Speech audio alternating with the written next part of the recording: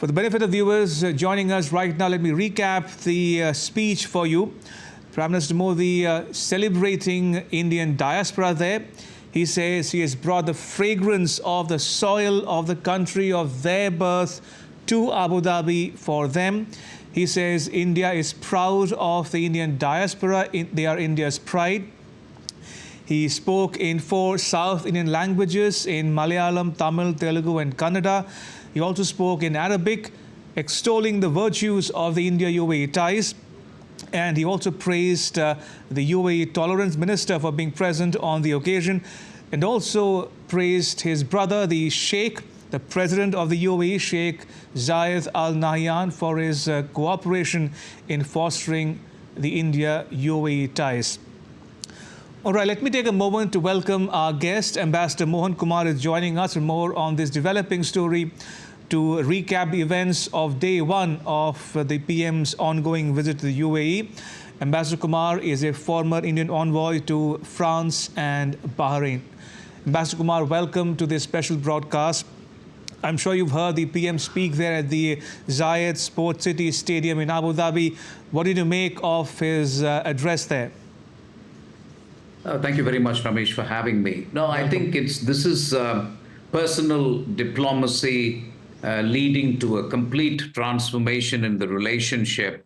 And I think he gave out the right message, not just to the Indian community. Bear in mind that he's also addressing the UAE rulers through the Indian community, just to give this clear message that the Indian community, while they're all Indians, of course, they will stand by UAE and they will be law-abiding citizens who will really contribute significantly to the development of UAE. So I thought that was really the central message, to tell them also that India will become the 3rd largest economy in his 3rd term.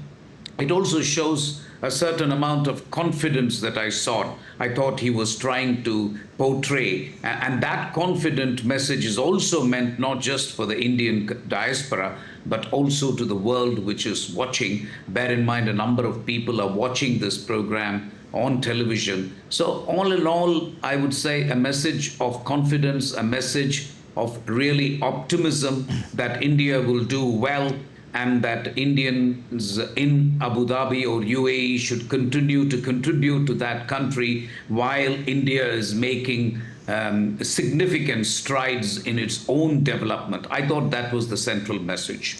And talking about Ellen Modi event itself, Ambassador Kumar, and I've been saying this all evening, Prime Minister Modi is one leader who invests a lot of time, energy and effort in establishing a personal rapport with world leaders. He tries to leverage his personal chemistry, friendship, rapport with world leaders, including the UAE President Sheikh Zayed Al Nahyan. But before we come to Prime Minister Modi's brand or style of diplomacy, let me ask you for your thoughts on the Indian diaspora. Now, this has become a hallmark of PM Modi's overseas visits, starting from the Madison Square Garden address in New York City in 2015 to the Sydney event just last year in the month of May, where Prime Minister Albanese of Australia described him as the boss, saying that he likened him to American rock star Bruce Springsteen. How do you see his method or of leveraging the Indian diaspora to further India's interests with countries in question? He was actually the first leader, Ramesh, from India. I've worked with a few leaders in India, but he was the first leader who actually, when we raised with him the distinction between an Indian passport holder and a foreign passport holder but of Indian origin, he shut us up immediately by saying there is no difference in his own mind. He says they're all Indians as far as I'm concerned. I think we should try to address the genuine problems that they face. So he reached out to the ambassadors and the embassies by telling them, you have to be more responsive. So he was actually the first to not really view those who have given up the Indian passport but have taken foreign passports with suspicion. I found that very interesting. It was an earliest interaction that I had with Prime Minister Modi with a bunch of ambassadors, and he made it abundantly clear that this diaspora must be treated as Indians. And he, in his typical style, said that passport ke color se kya hota hai? Khoon to Indian hai, khoon to Hindustani hai. That's what he said. I vividly remember. He says, don't go by the color of the passport. It doesn't matter. They are all Indians. And we should try and see whether we can solve the problems, the legitimate problems faced by the diaspora. So right in the beginning, his care and consideration for diaspora was obvious. And then, of course, as you rightly say, you had those programs that he had in Madison Avenue, but also in other parts of the world. That is, again, a very important message, not just for India. It's a way of conveying to the American senators, American leadership, the UK leadership, and other places that, listen, I am behind my Indian diaspora. You better treat them well. You know, they are contributing to the development of your economy, but I stand by them. And this is the first time that an Indian leader has done that kind of thing. It's a way, it's very intelligent political messaging also to the host country that, listen, these are my people. Please treat them well. They will also contribute, and they are contributing to your economy. So please treat them well. At the same time, you saw a number of American leaders and others line up because they sought the votes of these people. So it's all in all, it's a strategy. It's a political strategy, I thought, but born out of genuine concern, consideration for the Indian diaspora. But make no mistake, this is messaging not just to the Indian diaspora and Indians back home. This is also a message addressed to the host country, in this case, the UAE, its rulers, its bureaucrats, and its other people, by telling them that, listen, I am behind my Indian people. Please treat them well, and they will contribute to your country. Absolutely, without doubt. Ambassador Kumar, let me now ask you for your thoughts on Prime Minister Modi's style of personalized diplomacy, if you can call that. As we discussed before, he's one to establish a rapport with world leaders, including MBZ, as he's popularly known, the Sheikh Zayed Al Nahyan, the president of the UAE. You think Prime Minister Modi's brand of diplomacy bodes well for India-UAE ties in particular, let alone the wider West Asian region? First of all, Ramesh, a small word on Prime Minister Modi's personal diplomacy, if you allow me.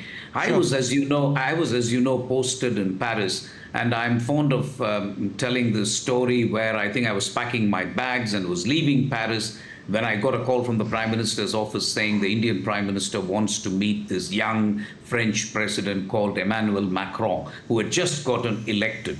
So right from that time, I got the sense that he makes certain investments in leaders, personal investments in terms of, time, energy, building a rapport, etc. On that particular criterion, I would put Shinzo Abe perhaps as the leader that he liked and knew most. But what he has done in the Gulf is nothing short of transformational, because in these countries, there are only a small number of people who matter, plus the monarch matters a lot. So no matter what the system, what the ministers and who the ministers are, the monarch matters. I think Prime Minister Modi quickly came to the conclusion that in these countries, you can get a lot of things done through personal relations. That is just obvious for anybody who has done a posting in the Gulf. As you know, Ramesh, I spent 4.5 years in Bahrain. Right. And what I have observed in GCC is that there is no substitute for personal relationships in the Gulf. You can have a piece of paper and you can have a contract, but at the end of the day, as many Indians will tell you, even now you will be surprised that a number of Indians work in the Gulf with no piece of paper.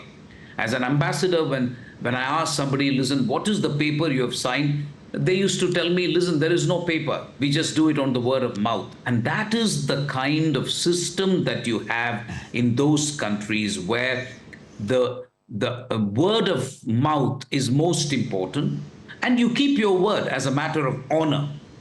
I think that was quickly understood by Prime Minister Modi. Now, please do not come to the conclusion that this was achieved in one or two meetings. That is not possible in those countries. You have to make repeated visits, you have to take time to build a relationship.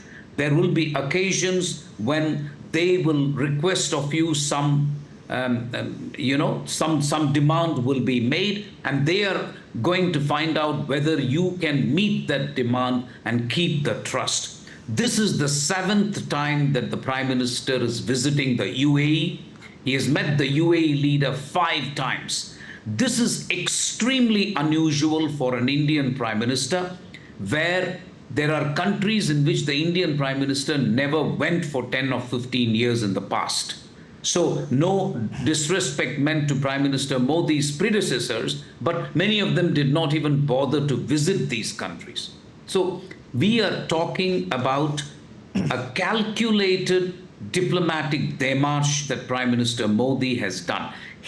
My own sense is he has chosen a few countries in every region where he has decided he will make this personal commitment, and he will invest a lot of time and energy. For example, there are no prizes for guessing that in the GCC countries, UAE and Saudi Arabia and Qatar top the list. These three countries are countries in which the Prime Minister of India has made considerable investment. In Europe, I would choose France. Down under, you can say Australia, for example, Japan, first Abe and then now the current Prime Minister. So I think there are certain countries in which I think the Prime Minister has invested not just by repeat visits, but also in the leaders of those countries. Now, those personal relationships can make a huge difference in diplomacy. For example, I'm absolutely convinced that the 8 people in Qatar could never have been released without personal diplomacy. It doesn't happen because you have good lawyers or you have good people working with the courts. No, this has nothing to do with the courts, nothing to do with lawyers. It has to do with the personal relationship that the Prime Minister has with the Emir of Qatar. So is the case with UAE. You please take a look at how many leaders are received in the airport by the UAE president. Please tell me. There will be very few. There might be the American president if he chooses to come to Abu Dhabi. There may be a couple of other leaders in the Gulf, which matters. For example, if the Saudi king were to come, the UAE leader may come to the airport. This is an exceptional honor, where you have an Indian Prime Minister reach Abu Dhabi for the inauguration of a temple. You have the UAE leader coming to the airport to receive him. That is extraordinary. Indeed. You don't have to do that. You can easily send a minister, you can send a senior council to receive the Prime Minister. So those things matter. I made this point earlier in another channel that in the Orient, that is in the eastern part where we all belong, these personal gestures matter. Absolutely. A very warm hug matters. And if you know how to do it, it matters. Secondly, coming to the airport, it matters. Third, making sure that you take care to remember the greetings for a particular leader. These things matter. The fact that the Prime Minister repeatedly says, I feel at home in UAE. This is not something he says out of politeness. He genuinely means it when he says, I feel at home in the UAE. These things matter, especially for the Gulf countries and for the countries of the Orient. It may not mean the same thing if a Western leader comes and tells him, I feel at home. That may not sound the same. In fact, it may sound fake. But for an Indian leader to say it, when he says he feels at home, he means two things. One, he is referring to the fact that a number of Indians live in the UAE. So he is not only conveying the message that he feels at home, he's also telling the monarch that, listen, Indians also feel at home in the UAE because the food is the same, the culture is the same. We are all one people who belong to the Orient. That is the first message. The second message, of course, is he's telling the monarch that, listen, I've been made to feel extremely comfortable in your country, so I feel at home. And thank you very much for the hospitality. So it's another way of saying, I thank you for the hospitality and thank you for making me feel at home. So I think there are subliminal messages at work, Ramesh. This is not something that he does for the sake of formality and on the record. There are subliminal messages which these countries and these monarchs understand very well. They know when a person means what he says. So I think I would like to give full marks to the Prime Minister for understanding the nature of these countries, the nature of the regimes, the personality of the leaders, and then make considerable time, effort, and investment in the relationship. That is the only way you can really get things done. That's what I would say. And that is what I call transformational personal diplomacy at work. You put it beautifully there, Ambassador Kumar, so thank you for that in particular. Now, you use the word transformational to describe India's ties with countries in West Asia, the Arab world, and the Gulf. So I have to ask you this. Having been a diplomat who has served in Bahrain, for that matter, how does one explain what India has achieved vis-a-vis West Asia? Because India, some would say, has very beautifully crafted its policy, very deftly, nimbly handled contradictions, say Saudi Arabia versus Iran, Iran versus Israel, Israel versus the Palestinians. How did India achieve all that in the last decade, especially under Prime Minister Modi? What's the secret sauce, as it were, besides, of course, a warm hug, as you put it? No, I think this is really foreign policy at work, isn't it? I will say that we have achieved three things which would have been considered inconceivable even 10 years ago. The first thing that we have achieved is leverage vis-a-vis these regimes. Previously, it was just a question of sending Indians to work in these countries, and we imported oil from these countries. That was the deal. There was nothing more, nothing less. It was just a pure and simple question of a lot of Keralites going to the Gulf, other people as well, and we are importing oil from there. I think for the first time, there is a Prime Minister and a government which believes that India must become an attractive place for investment for the sovereign funds of these countries. These countries have enormous sovereign funds, which they invest by acquiring football clubs in the West, by acquiring property in the West, etc. So Prime Minister Modi quickly understood that, listen, these funds must be attracted by India as part of the investment that these countries will make in India. In order to encourage this, the grand bargain that Prime Minister Modi and the government of India have put to these countries is, you give us energy security, we will give you food security. So energy security we get by importing gas from Qatar, for example, for the next 20 years, a long-term agreement. Similarly, we get oil from UAE, Saudi Arabia, and other countries, and these are long-term guarantees of India to import oil so that there is a certain amount of comfort and stability for these countries.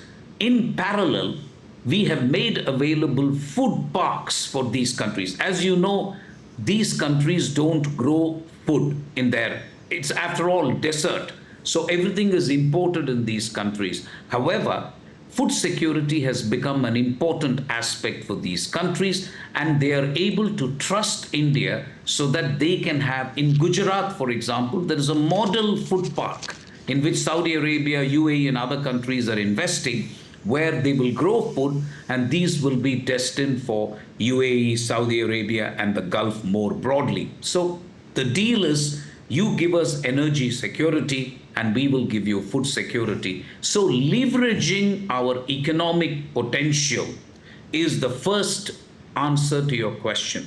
What was the secret? The secret has to be in mutual benefit and mutual advantage. You know, while a hug is good, While personal relationships are good, you and I know ultimately the relationship needs ballast.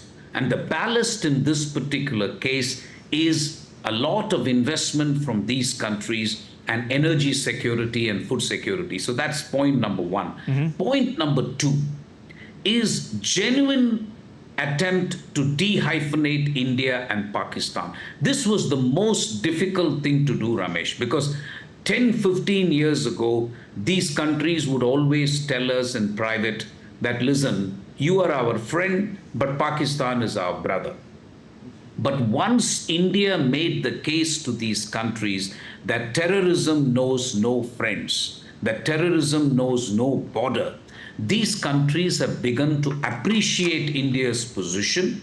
And of course, India has also left Pakistan way behind in terms of economic, technological progress. So, the second point I want to make is that the strategy of the government and the Prime Minister has also been helped by the increasing geopolitical and economic clout of India. This is not the India of 10 or 15 years ago. These countries realize now that India is the fifth largest economy. It is going to be a third largest economy in a matter of years. So, this is a country that cannot be trifled with. That is the second. The third is, I think, full marks to the Indian diaspora. One of the things that I can share with you is when I just reached Bahrain as ambassador, I made a visit to the Home Minister, that is the Interior Minister of Bahrain. And all the ambassadors in the Gulf countries have had a similar experience.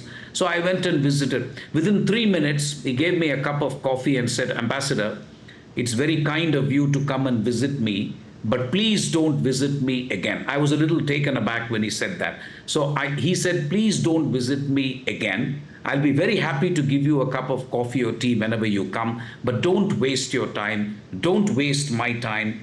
Indians are the most law-abiding people I have in this country. So you don't need to be concerned with the Home Minister at all. They are not a law and order problem. They are very good people. We have known them for years and years. So you will have no reason to ever call me or visit me. I was so comforted, Ramesh. He said, you please concentrate on your work. You take care of them, but don't worry about law and order, because these are people who never break the law. This is the reputation of the Indian diaspora, which I think the Prime Minister has understood. These are people who work very hard. They don't break the law, and they have left politics behind. So they don't do politicking in those countries. As you know, that is something which will be frowned upon in those countries. So as the diaspora, you are interested in contributing to the development of the country in which you are located, whether it is UAE, Bahrain, Saudi Arabia. In return, you will be paid decent compensation and you will be taken care of. And that is, I think, the real bargain with Indian diaspora.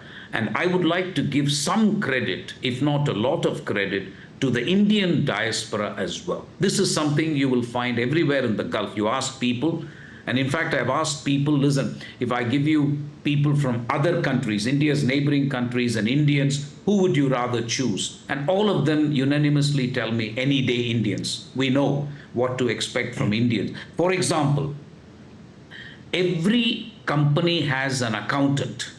And in those countries, the accountant is important because he keeps the money and he keeps account of the money. That is invariably an Indian. You will never find any other nationality for this.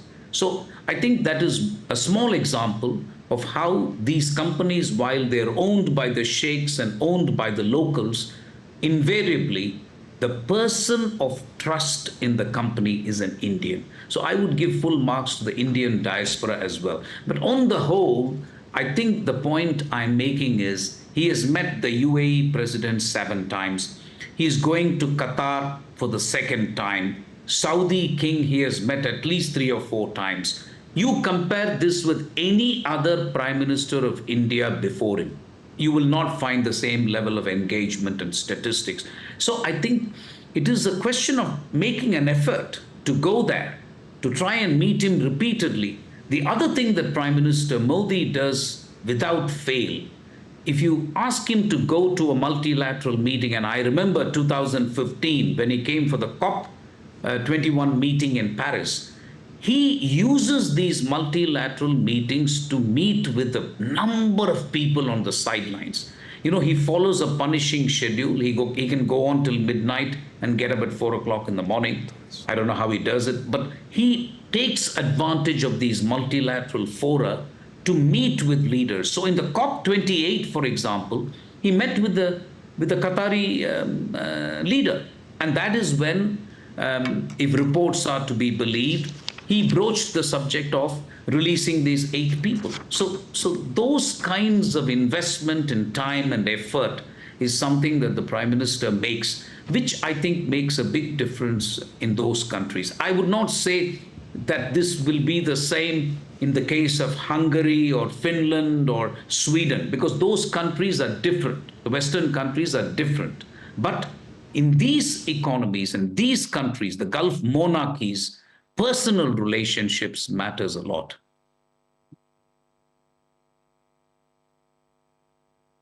Way to my next question too. We have about 7 odd minutes left on this special broadcast. Let me make the most of my time with you.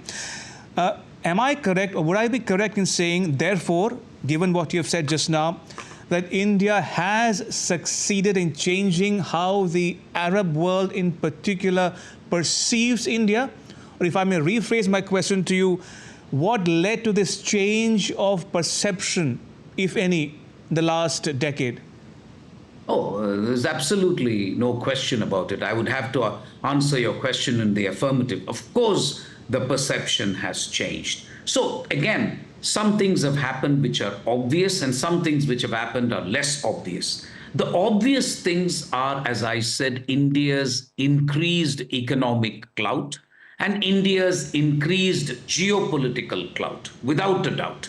Those things have happened over the last 10 or 12 years. India's GDP has risen. We've become the 5th largest economy in the world. There has been the fastest growing economy in the world is very obvious. We've also emerged as one of the largest consumers of petroleum products for these countries.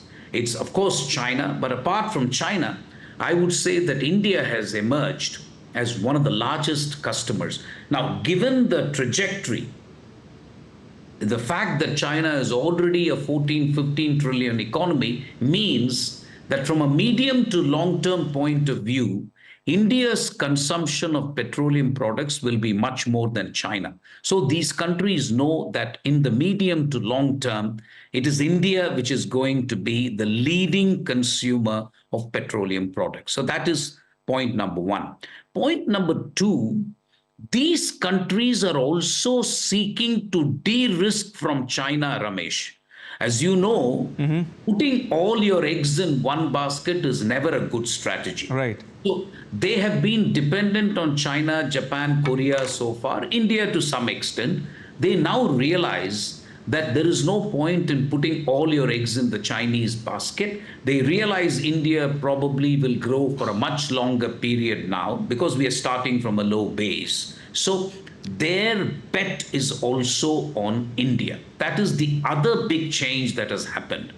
Western countries are happy to encourage this because they seek to promote India in the Gulf as a counterweight to China. For example, the United States believes that India should take a lot more active interest in the Gulf. Now, this is not because they necessarily love India, but because they believe that if you leave a vacuum, you see, it is well known that the United States was on the verge of withdrawing from the Gulf when Israel was attacked by Hamas. In fact, my theory is the Hamas knew that, their attack would lead to everybody else getting again involved in the Middle East, including the United States, and focus on the Palestinian problem. That was the main motivation for Hamas to carry out the horrible attacks in Israel. But be that as it may, what I'm saying is there is also a geopolitical factor at work, because the Western countries, our own major strategic partners, would rather that India take an important role. The United States, for example, would be quite happy to see the Indian Prime Minister doing so well in Abu Dhabi, etc., because they know that if you leave a vacuum, China is more likely to fill that vacuum, not any other country. So as US seeks to withdraw from the Middle East a little bit, and United States obviously is finding it difficult to handle Ukraine, you've got Gaza, and if God forbid something happens in the East China Sea or the South China Sea or Taiwan tomorrow, then the United States strategic bandwidth is not enough to handle all three. Right. So the US also needs reliable partners in various regions, and I am putting it to you that the Western countries, our partners, also see India as a reliable ally for the Middle East. So they are quite happy to also see this partnership with UAE flourish and blossom. All right, on that rather optimistic note, Ambassador Kumar, may I thank you for giving our viewers at home and abroad a tour d'horizon, as it were, of India's ties with West Asia in general and the UAE in particular, in light of Prime Minister Modi's day one of engagements in Abu Dhabi. Thank you once again. Appreciate it. Thanks. And with that, it's a wrap on this special broadcast here on DD India. Let us know your thoughts on our coverage. You can connect with us on Facebook, X, and Instagram. You can also check out our website, ddindia.co.in. We'll be back with more news and updates all through tomorrow. That's Wednesday, 14th of February, as part of our continuing coverage of India's Prime Minister Narendra Modi's visit to the United Arab Emirates. I'm Ramesh Ramachandran. All of us here in New Delhi. Thanks for watching. Bye-bye.